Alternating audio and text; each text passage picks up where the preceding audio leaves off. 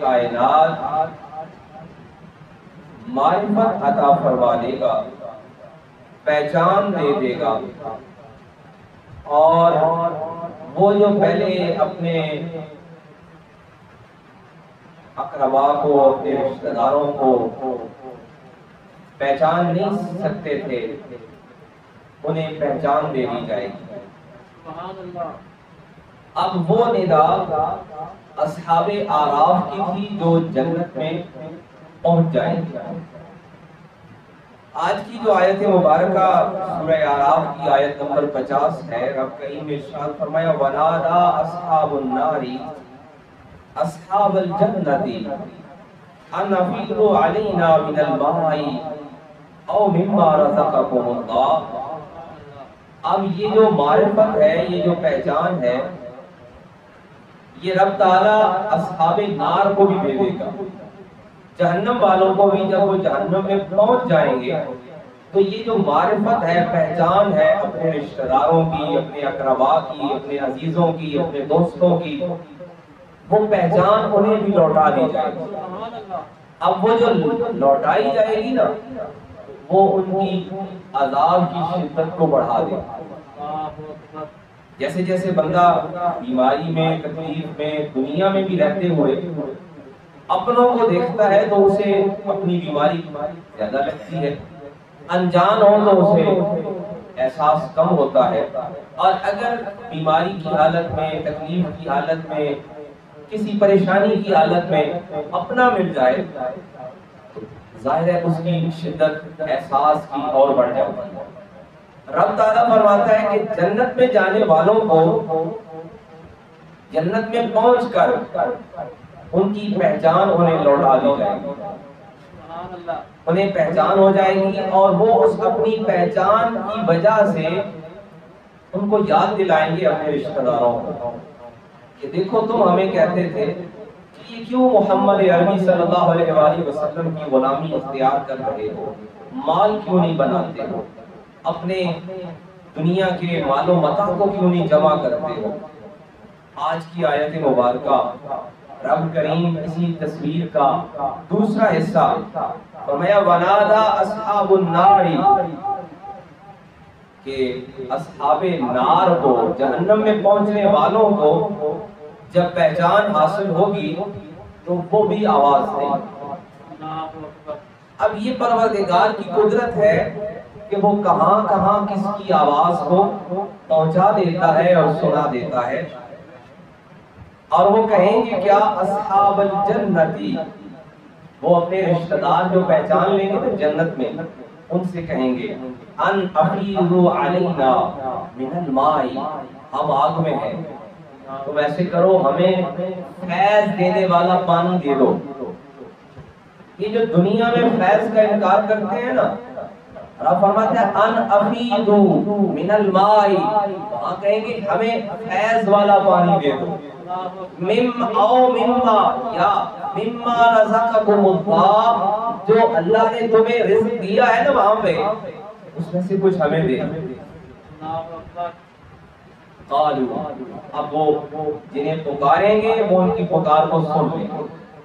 وہ ان کا جواب دیں گے ان اللہ حرمہما علی الکافرین، کہ اللہ نے یہ پانی بھی،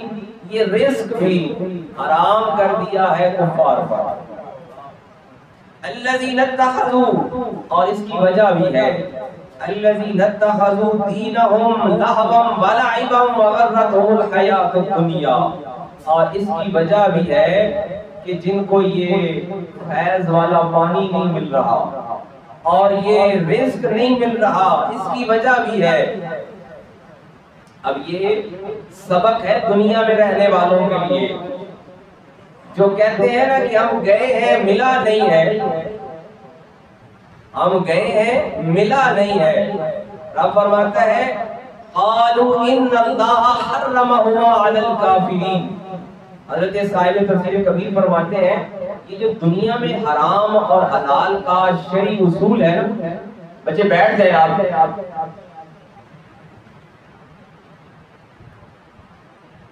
یہ شریعت کا جو اصول ہے یہ دنیا کے لیے ہے۔ جب یہ نظام کائنات سمیٹ دیا جائے گا تو شریعت کا یہ جو اصول ہے یہ ختم کر دیا جائے گا۔ اب یہ جو وہاں پہ اصحاب جنت جہنم والوں کو کہیں گے کہ حرم ہوا علی الکافرین، حضرت عبداللہ ابن عباس کی تفسیر کا حوالہ دے کر فرماتے ہیں کہ وہاں پہ حرام سے مراد محروم کر دینا ہے، محروم کر دینا ہے، ان سے چھین لینا ہے کہ یہاں پہ کفار کو اللہ تعالیٰ نے یہ فیض والا پانی اور یہ رزق ان سے روک دیا ہے۔ اب اسی کے ساتھ اگلی آیت اس کی وضاحت کرتی ہے الذین اتخذوا دینہم لہوا ولعبا، اس کی وجہ یہ ہے کہ انہوں نے اپنے اعمال ایسے رکھے تھے لہوا ولعبا، لہو و لعب تھا ان کی زندگی میں، بےہودہ پن تھا، وغرتہم الحیات الدنیا، اور انہوں نے دنیا کی زندگی اس سے بھی برباد کر دی۔ مفسرین کرام فرماتے ہیں کہ فیض پانے کے لیے دنیا کا ہے یا آخرت کا ہے، پہلے اپنا آپ بنانا پڑتا ہے۔ وہ ہمارے حضرت سیدی کا ایک جملہ میرے ذہن میں آ رہا ہے کہ ایک بندہ کہنے لگا کہ میں عرصہ دراز میں درگاہ سے آ رہا ہوں، میری دعا نہیں قبول ہو رہی۔ آپ نے فرمایا کہ ہم تو دعا کر رہے ہیں، پتہ نہیں کوئی اپنے اندر کوئی لے کر بیٹھے ہوئے ہو جس کی وجہ سے دعا رکی ہوئی ہے، ہم تو دعا کر رہے ہیں ہر ایک کے لیے۔ رب فرماتا ہے الذین اتخذوا دینہم لہوا ولعبا وغرتہم الحیات الدنیا، جنہوں نے اپنی دنیا کی زندگی کو محض تماشے میں بنائے رکھا۔ لہو و لعب کا اگر بالکل آسان معنی کریں نا تو معنی ہے کہ بالکل انہوں نے کھیل تماشا بنائے رکھا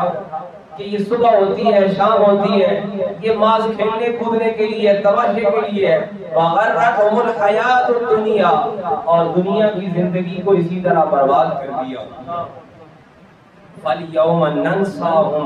كَمَا نَسُوا لِقَاءَ يَوْمِهِمْ هَذَا، انہیں بتایا جائے گا کہ پھر آج کا دن تمہارے لیے نہیں ہے۔ وَمَا كَانُوا بِآيَاتِنَا يَجْحَدُونَ، اور ہم نے اپنی آیتیں پہنچا دی تھی اپنی حجت بنا کر۔ آج جو آیات کا انکار کرنے والے ہیں، آج جو آیات کا انکار کر رہے ہیں، رب کریم فرماتا ہے کہ انہوں نے اپنی دنیا کی زندگی کو محض کھیل تماشا سمجھ رکھا ہے۔ حالانکہ مومن کی زندگی تو ذمہ داری کی زندگی ہے، احساس کی زندگی ہے، مومن کی زندگی تو جواب طلبی کی زندگی ہے کہ اس کو اپنے ہر عمل سے اپنے پروردگار کے حضور جواب طلبی کا احساس رہتا ہے، کہ اسے ہر قدم سے یہ خیال اس کے ذہن پر، اس کے دل و دماغ پر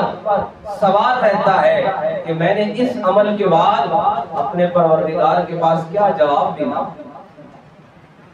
اور جنہوں نے اس دنیا کی زندگی کو کھیل تماشا سمجھا، رب فرماتے ہیں وَغَرَّتْهُمُ الْحَيَاةُ الدُّنْيَا، انہوں نے دنیا کی زندگی کو برباد کیا۔ فَالْيَوْمَ نَنْسَاهُمْ كَمَا نَسُوا لِقَاءَ يَوْمِهِمْ هَذَا، پھر وہ اس دن میں اپنے لیے کچھ طلب نہ رکھیں۔ اس دن جب نعمتیں اصحاب جنت کو دی جائیں گی، فرمایا کہ اب تم اس فیض والے پانی اور رزق کی طلب کر رہے ہو، آج کی یہ جو طلب ہے یہ بے مقصد ہے، بے معنی ہے، اس لیے کہ تم نے اپنا ظرف بنایا ہی نہیں ہے، تم نے اپنے آپ کو تیار کیا ہی نہیں ہے۔ اگر تم نے اپنے آپ کو تیار کیا ہوتا نا تو پھر یہ رب کی جو نعمتیں ہیں، یہ جو رزق ہے، اور وہ رزق ہے جس کے بارے میں قرآن کہتا ہے کہ یہ جو اللہ کی راہ میں چلے جاتے ہیں، اللہ کی راہ میں چلے جاتے ہیں، رب انہیں رزق دیتا ہے۔ یہ رزق دینا کیا ہے؟ انسان دراصل اپنی ساری زندگی کا جو ٹارگٹ رکھتا ہے وہ رزق کا حصول رکھتا ہے۔ اور ہر لمحے انسان کو یہی خطرہ رہتا ہے کہیں سے میری روزی روٹی نہ چھن جائے، اور یہی وہم، یہی خیال، یہی شبہ اسے بہت سارے گناہوں کی طرف لے جاتا ہے۔ حالانکہ رزق کا معاملہ ہے ہی رزاق کے ہاتھ میں، وہ ہے ہی پالن ہار کے ہاتھ میں، دنیا کی کوئی طاقت اسے حاصل نہیں کر سکتی۔ وہ بزرگوں کا قول ہے نا کہ جو حسد کرتا ہے وہ کسی کا رزق چھین نہیں سکتا۔ آقا کریم علیہ السلام نے صحابہ کرام سے فرمایا کہ کنجوس کا، بخل کرنے والے کا رب رزق کم کر دیتا ہے۔ صحابہ کرام نے پوچھا یا رسول اللہ کیسے تنگ ہو جاتا ہے؟ آقا کریم علیہ السلام نے فرمایا کہ اس کی چیزیں ساری موجود ہوتی ہیں لیکن وہ استعمال نہیں کر سکتا، اس کا رزق ہوتے ہوئے بھی اس کے کام نہیں آتا۔ اور رزق کا اصول ہم نے یہ سمجھ لیا کہ یہ انسانوں سے ہوگا، دوسری اشیاء سے ہوگا، اسباب سے ہوگا، حالانکہ رزق مسبب الاسباب سے ہے، وہ رزاق سے ہے، وہ پالنہار سے ہے۔ اور اسی لیے رب نے فرمایا کہ اصحاب نار جو ہے جہنم میں پہنچنے والے، اب کیونکہ انہوں نے اپنی ساری زندگی اسی روٹی کے چکر میں گزاری، اب وہاں بھی پہنچ کے انہیں نظر کیا آئے گا، وہ سوال کیا کریں گے، اصحاب الجنت ان افیدوا علینا من الماء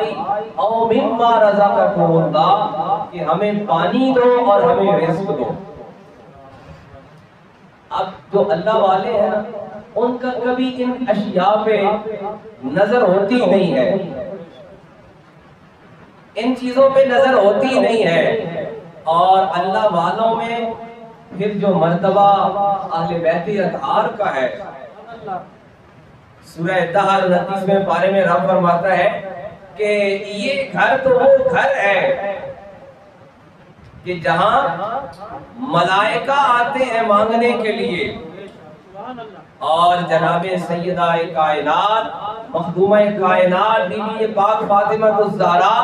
اپنے گھر کا سارا دسترخوان اٹھا کر عنایت فرما دیتی ہے۔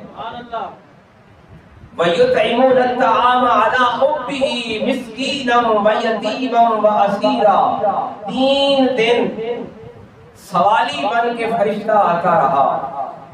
اور مولا کائنات اور بی بی پاک کے دروازے سے رزق لے جاتا رہا۔ سبحان اللہ۔ وَيُطْعِمُونَ الطَّعَامَ عَلَى حُبِّهِ، اور رب فرماتے ہیں وہ اس کی محبت میں 3 دن دیتے رہے، ایک دن وہ اسیر بن کر آیا، ایک دن یتیم بن کر آیا، اور رب فرماتا ہے کہ وہ اس کی محبت میں رزق دیتے رہے، اور ان کا رزق اس قدر پاکیزہ تھا کہ ملائکہ لے جاتے رہے۔ ان کا رزق اس قدر پاکیزہ ہے ملائکہ لے جاتے رہے۔ اب جب دشت کربلا میں میدان سجا نا اور بی بی سکینہ نے بتایا کہ بابا جان پیاس ہے، تو امام علی مقام اپنے خیمہ کے پیچھے لے جا کر بتاتے ہیں کہ بی بی یہ ہمارے اشارے کی طلب میں پانی انتظار میں ہے، لیکن ہم یہاں رب کی رضا کے مطابق یہاں موجود ہیں، یہاں کرامات معجزات دکھانا مقصود نہیں ہے، یہاں استقامت دکھانی ہے۔ اور پھر باقاعدہ اشارہ کر کے انگلی کے اشارے سے بتاتے ہیں کہ یہاں سے چشمے جاری ہو سکتے ہیں، لیکن ہم یہاں کرامات دکھانے نہیں آئے ہیں، ہم یہاں استقامت دکھانے آئے ہیں، اور وہ وعدہ جو نانا جان سے کیا تھا وہ دکھانے آئے ہیں، اور وہ پرورش جو بی بی پاک کی گود سے ہوئی ہے۔ اور یہ حسین کوئی ایک دن سے نہیں بن گیا، یہ تو مولا کائنات کا گھر اور بی بی پاک کا گھر، اور اس دسترخوان سے یہ تربیت بچپنے سے ملی ہے کہ یہاں روزہ ہے، فاقہ ہے اور صحابت ہے، یہ تو پیدائش سے یہ گھٹی میں شامل ہے، لہٰذا یہ استقامت کا وہ سبق جو بچپن سے پڑھایا گیا تھا، یہ اس سبق کا عملی مظاہرہ ہے۔ رب فرماتا ہے کہ پھر ہم انہیں وہ رزق عطا کرتے ہیں جس کی طلب وہاں جہنم میں پہنچنے والے بھی کرتے ہیں، اور ہم انہیں بتاتے ہیں کہ یہ رزق اب تمہارے لیے نہیں ہے، اس لیے کہ ایک طرف تم نے اپنی دنیا کی زندگی کو لاو لاب بنا دیا، تماشا بنا دیا۔ اب یہی جواب امام علی مقام کے اپنے اس خطبہ میں تھا جب آپ اس رشتے کربلا کے سفر میں ہیں اور سوال ہوتا ہے ہر ان کی منزل پر کہ آپ کیوں جا رہے ہیں، تو امام علی مقام کا ہر ایک خطبہ،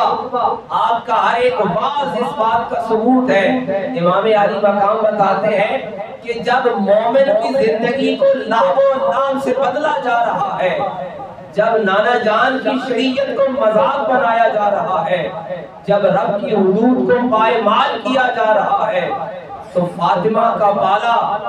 علی کا بالا ہوا یہ برداشت نہیں کر سکتا کہ رب کی حدود کو پائمال کیا جائے، دین مصطفیٰ کی دھجیاں اڑائی جائے اور لہو و لعب کو مومن کی زندگی بنایا جائے، اور حسین برداشت کر لے، ایسا ہو نہیں سکتا ہے۔ لہذا یہ استقامت کا وہ میدان ہے، یہ جسارت اور جرات کی وہ مثال ہے جس کی تربیت انہیں اپنی پیدائش سے بی بی پاک کی گود سے ملی ہے۔ حاضرین مکرم، سورہ اعراف کی یہ آیات بھی بتاتی ہیں کہ جنہوں نے اپنی دنیا کی زندگی کو محض کھیل تماشے سے بدلا ہے اور اسے دنیا کی زندگی کو محض کھیل تماشا سمجھا ہے، انہوں نے اپنی دنیا کی زندگی کو برباد کیا ہے۔ اور جنہوں نے اپنی دنیا کی زندگی کو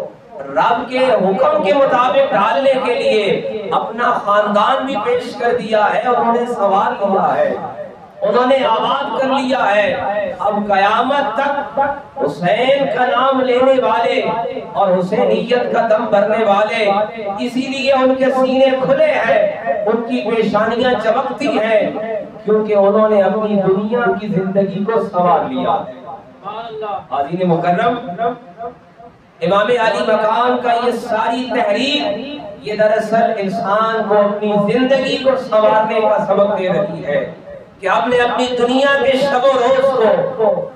دین مصطفیٰ کے مطابق سنوارنا ہے اور رب کی حدود کے مطابق ڈالنا ہے۔ یہی حسینیت ہے، یہی امام علی مقام کا پیغام ہے۔ الہ العالمین